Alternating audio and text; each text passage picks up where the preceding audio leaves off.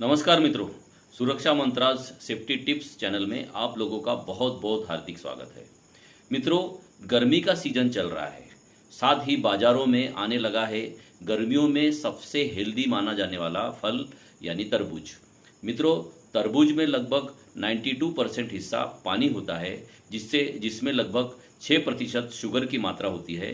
Fibre की मात्रा बहुत अच्छी होने के कारण तरबूज का सेवन गर्मियों में बहुत ही फायदेमंद माना जाता है।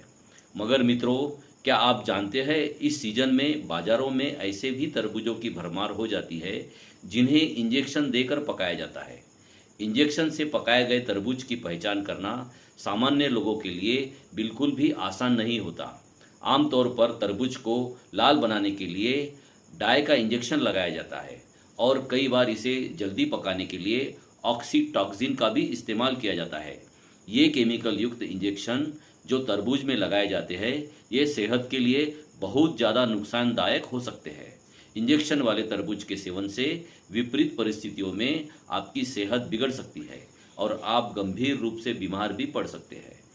ऐसे में हमें इसे तरबूजों की पहचान कराना और उससे होने वाले नुकसान से आपको अवगत कराना हम अपना कर्तव्य समझते हैं।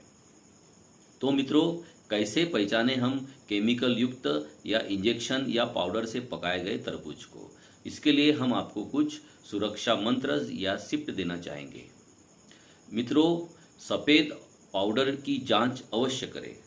कई बार तरबूज खरीदते समय तरबूज की ऊपरी सतह पर आपको हल्का पीला पाउडर नुमा दाग दिखाई देगा।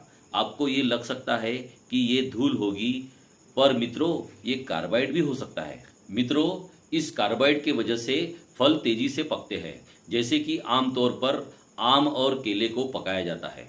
काटने से पहले अच्छी तरह तरबूज को पानी से धो लेवे। अक्सर इंजेक्शन वाले तरबूज बहुत अधिक लाल दिखाई देते हैं। इन तरबूजों को काटने पर आपको सामान्य से अधिक लाल और मीठापन लगेगा। इसके अलावा बीच के हिस्से में ऐसा लगेगा जैसे केमिकल द्वारा इसे जला दिया गया है। मित्रों, इस तरह के तरबूज बहुत जल्दी खराब हो जाते हैं। कई बार तरबूजों में हल्का सुराख नजर आता है। हमको लगता है कि किसी कीड़े मकोड़े ने सुराख किया होगा, पर यह इंजेक्शन का निशान भी हो सकता है। मित्रों, तरबूज काटने के बाद अगर इसके बीच में दरारों जैसे छेद दिखाई देते हैं, तो ये भी एक संकेत हो सकता है कि तरबूज को इंजेक्शन द्वारा पकाया गया है। प्राकृतिक रूप से पकाए गए तरबूज में इस तरह का गड्ढा या दरार होना सामान्यतः मुमकिन नहीं होता। वहीं तरबूज खाते वक्त अगर आपको किसी दवा के जैसा टेस्ट आए या खा लेने के बाद जीभ में चिकनापन लगे, तो तरबूज को तुरंत फेंक देवे। प्राकृतिक रूप से पके तरबूज में ऐसा स्वाद आना असंभव है। इस तरह के अप्राकृतिक तरीकों से पकाए गए तरबूजों से आपको फूड पॉइजनिंग भी हो सकती है। यह इतना खतरनाक हो सकता है कि कुछ विपरीत परिस्थितियों में इंसान की किडनी भी डैमेज हो सकती है। दोस्तों, तरबूज के बाहर से पीला होना भी आपकी सेहत के लिए बेहद खतरनाक सिद्ध हो सकता है।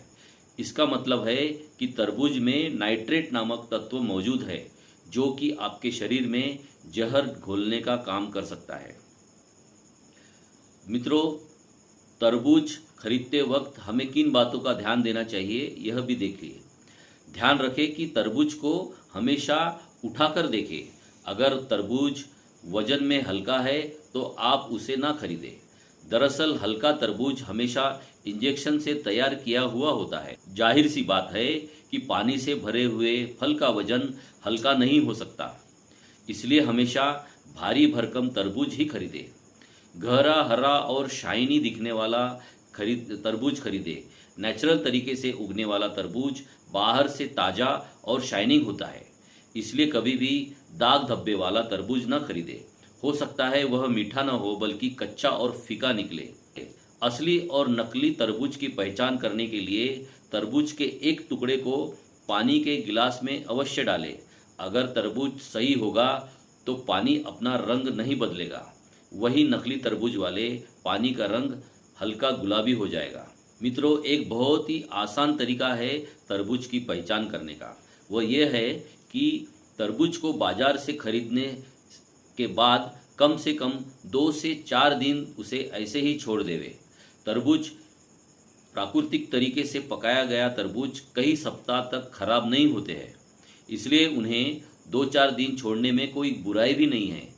इन 2-4 दिनों में अगर तरबूज की सतह से आपको किसी तरह का झाग या चिकना सफ़ेद पानी जैसा निकलता दिखाई देने लगता है, तो इसका अर्थ है कि तरबूज में केमिकल का प्रयोग हुआ है और यह जहरीला हो सकता है।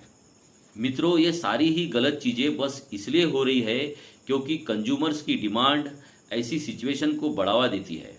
अगर हमारे डिमांड इतने ओवर द टॉप नहीं होंगे तो फार्मर्स पर और इसका बिजनेस करने वालों पर न ही लाल और मीठे तरबूजों को बनाने का दबाव होगा और न ही वे तरबूज को अप्राकृतिक तरीके से पकने, लाल करने और मीठा बनाने के लिए गलत तरीकों को अपनाएंगे।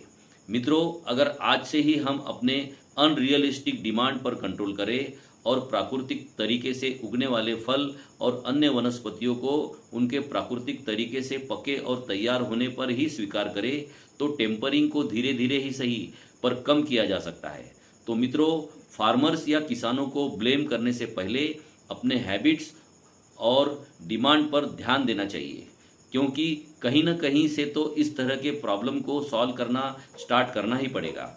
तो क्यों न इस तरह के स्वास्थ्य समस्याओं का सामना करने से पहले हम अपने हैबिट्स और डिमांड पर कंट्रोल करना स्टार्ट करें। तो मित्रों, स्वस्थ रहे, सतर्क रहे। बहुत बहुत धन्यवाद।